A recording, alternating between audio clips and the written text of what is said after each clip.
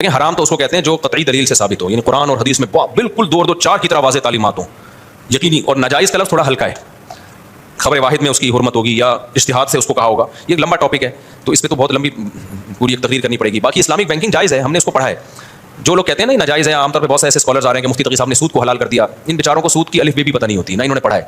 تو ہمیں تو کوئی اسلامک بینکوں سے نہ کوئی کمیشن ملتا ہے نہ بھی وہاں جاب ہے. یہ الزام بھی لگاتے رہتے ہیں کہ انہوں نے سود کو جو ہے نا نام بدل کے حلال کر دیا، حالانکہ ایسا نہیں ہے. اسلامک بینکنگ میں سود نہیں ہے. 6 قسم کے عقود ہیں جن کا سود سے کوئی تعلق نہیں ہے. تو یہ جائز ہے اسلامک بینکنگ سے معاملات کرنا. جو جس کی فیلڈ ہو نا اسی سے پوچھنا چاہیے.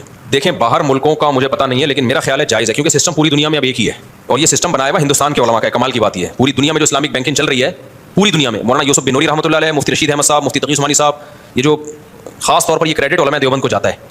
یہ پوری دنیا جب مفتی محمد شفیع صاحب رحمۃ اللہ زندہ تھے نا، ان کے دور میں علماء نے ایک بینکنگ کا متبادل کو اصل فتاوا مفتی رشید احمد صاحب کا، اس میں عربی میں پورا رسالہ ہے. تو وہی پھر آگے اسی کو ترقی ہوئی ہے، پھر عرب نے بھی اس کو لیا. تبھی مفتی تقی صاحب سعودی عرب میں کے اور عرب ملکوں کے جو علماء ہیں نا ان کے رئیس رہے ہیں. وجہ اس کی یہ تھی کہ ان کا اسلامک بینکنگ میں ہمارے اکابر کی وجہ سے جو مہارت تھی. تو اس میں پہلے حضرت مفتی تقی صاحب سے پہلے علامہ یوسف بن نوری رحمۃ اللہ جو بنوری ٹاؤن کے تھے، اور مفتی رشید احمد صاحب جو دارالعلوم کرنگی کے، اور مفتی شفیع صاحب، ان کی ایفرٹس بہت زیادہ ہیں. وہ سسٹم ہے جو علماء نے تیار کیا تھا. حضرت مفتی تقی صاحب نے پھر کیونکہ جدید علوم بھی ان کو مہارت تھی تو امپلیمنٹ پھر ان کے ذریعے پوری دنیا میں ہوا ہے.